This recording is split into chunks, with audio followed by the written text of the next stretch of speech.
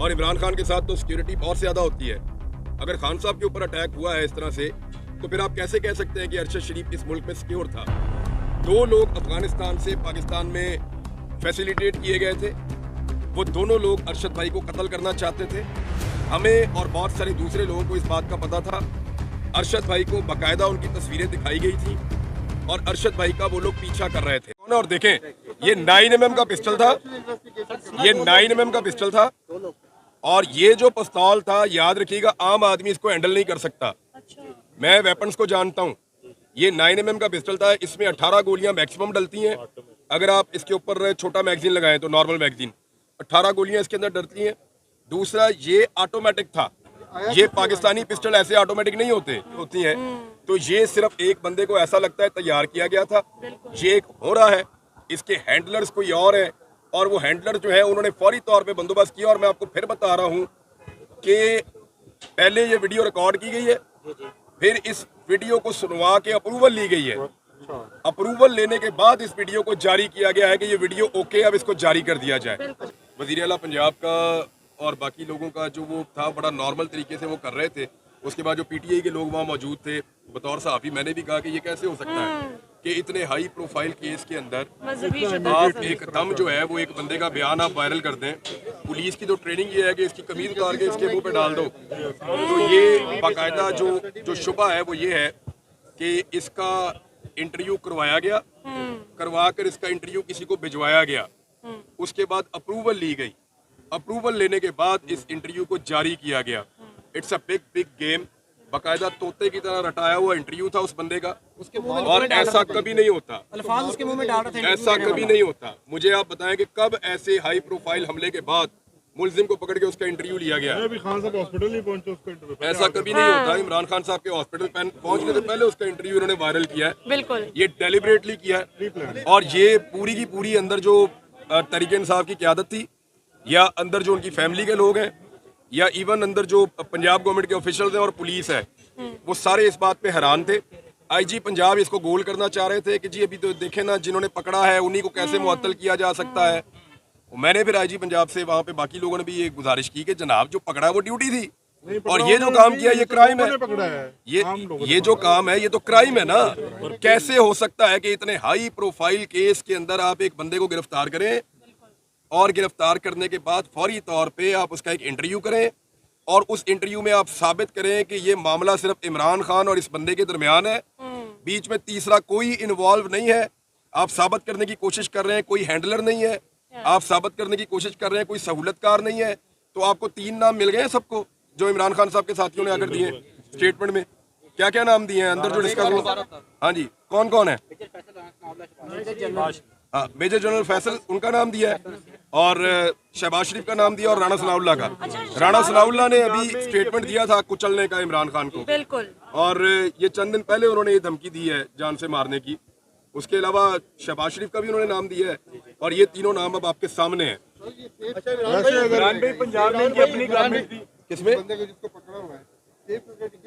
देखें, ये फौरी तौर पे होना ये चाहिए कि इस बंदे को लाहौर शिफ्ट किया जाए, बिल्कुल, और इसकी इंक्वायरी यहाँ आईजी ऑफिस की ज़ेरे निगरानी हो और तमाम फैसिलिटीज प्रोवाइड की जाएं। जियो फोरेंसिक पूरी तरह होना चाहिए। देखिए, पुलिस के पास वो वसाइल नहीं है जो पाकिस्तान की इंटेलिजेंस एजेंसीज के पास हैं।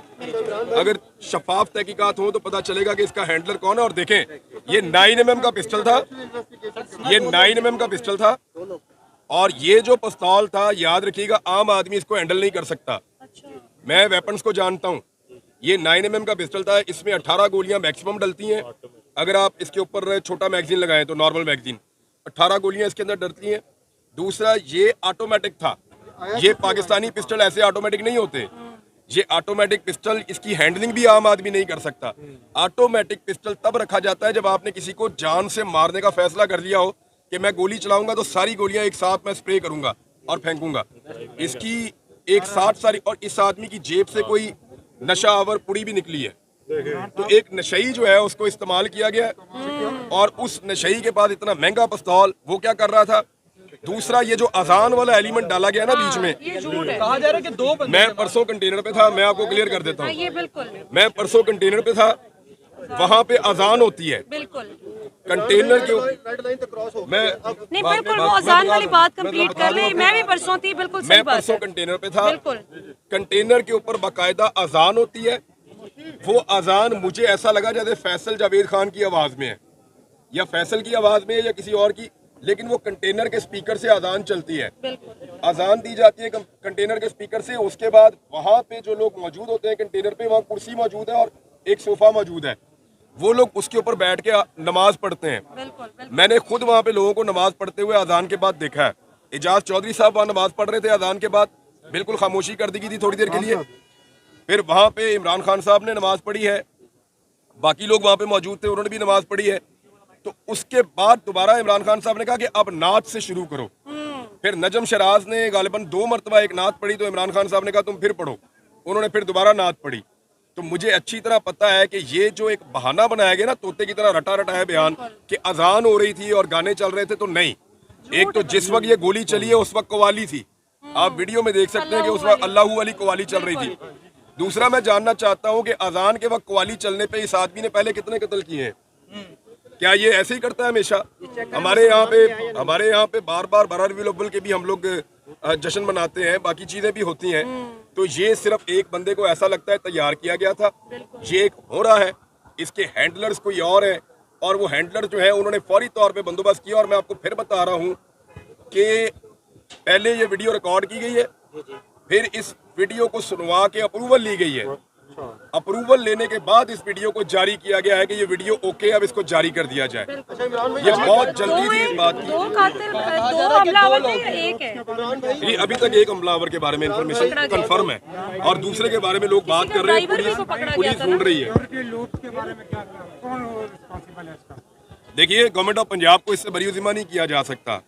गवर्नमेंट ऑफ पंजाब की रिस्पॉन्सिबिलिटी है और वफाकी हुकूमत की भी रिस्पॉन्सिबिलिटी है इमरान खान को सिक्योरिटी देना, और अगर नहीं दे पाए तो गवर्नमेंट ऑफ पंजाब को भी इसका जवाब देना पड़ेगा। आपको भी तो धमकियां मिल रही है ना कि जुबान खराब कर देंगे। देखिए, गवर्नमेंट ऑफ पंजाब को इससे बरीउज़िमा नहीं किया जा सकता।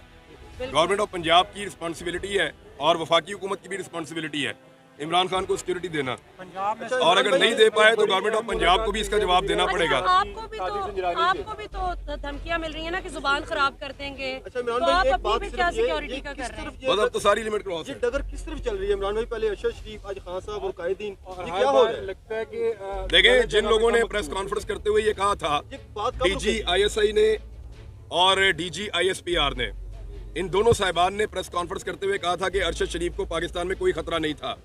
मैं आज उनसे पूछना चाहता हूं कि अरशद शरीफ के पास तो एक सिक्योरिटी वाला भी नहीं था। हमारा भाई तो अकेला फिरता था इस शहर में, और इमरान खान के साथ तो सिक्योरिटी बहुत ज्यादा होती है। अगर खान साहब के ऊपर अटैक हुआ है इस तरह से, तो फिर आप कैसे कह सकते हैं कि अरशद शरीफ इस मुल्क में सिक्योर था? 2 लोग अफगानिस्तान से पाकिस्तान में फैसिलिटेट किए गए थे। वो दोनों लोग अरशद भाई को कत्ल करना चाहते थे। हमें और बहुत सारे दूसरे लोगों को इस बात का पता था। अरशद भाई को बाकायदा उनकी तस्वीरें दिखाई गई थी और अरशद भाई का वो लोग पीछा कर रहे थे। ना सिर्फ वो पीछा कर रहे थे उनके ऑफिस तक, उनके घर तक, बल्कि उनको हरासा किया जा रहा था और उनको ये बताया गया था कि किसी भी वक्त आपको टारगेट कर दिया जाएगा। काफ़ी दिनों से अरशद भाई अपनी फैमिली, अपने बच्चों को भी बाहर नहीं लेकर जा रहे थे अपनी गाड़ी में साथ, कि मेरे पे जब हमला हो तो मैं अकेला मारा जाऊँ, मेरे साथ मेरे बच्चे नहीं होने चाहिए। लेकिन जब उनका चैनल बंद कर दिया, उसके बाद फिर उनके पास लड़ने के लिए हथियार ही कोई नहीं था, वजह ही कोई नहीं थी। तो देन उनको लोगों ने कहा कि अब आपको निकल जाना चाहिए, तो उन्होंने यही बेहतर समझा कि वो चले जाएं। उस रात अकेला अरशद शरीफ नहीं भागा था। मैं आपको कंफर्म कर देता हूं, उस रात 3 लोग भागे थे इस्लामाबाद से। 3 लोग जो इकट्ठे बैठे थे, उन्होंने मिलकर फैसला किया था कि आज हम इस्लामाबाद छोड़ देंगे जब तक हालात बेहतर नहीं होते। एक छोड़कर गए थे उस रात को काशिफ अब्बासी साहब, वो लाहौर आ गए थे। एक इस्लामाबाद को उस दिन छोड़ा था खावर घुम्मन ने, वो अपने गांव चले गए थे, और एक अरशद शरीफ साहब ने, वो पाकिस्तान से बाहर चले गए थे। तो 3 लोग थे। आप बाकी 2 से पूछ लें कि उन्होंने उस रात इस्लामाबाद को क्यों छोड़ा था। इमरान भाई, सारे जो जर्नलिस्ट हैं कुछ छोड़ते जा रहे हैं। मोहित पीरजादा भी चले गए हैं मुल्क से, शाबिर शाकिर भी चले गए हैं। ये क्या हो रहा है सर? आपके मुतालिक भी इसी तरह ही खबरें चल रही हैं, और बल्कि आपके बारे में सुना पे आप भी जा रहे हैं बाहर। मेरे ख्याल में पाकिस्तान के ऊपर अब मजीद जबर मुसल्लत नहीं रह सकता। अब एक एक करके सारी लिमिट्स तो क्रॉस होती जा रही है।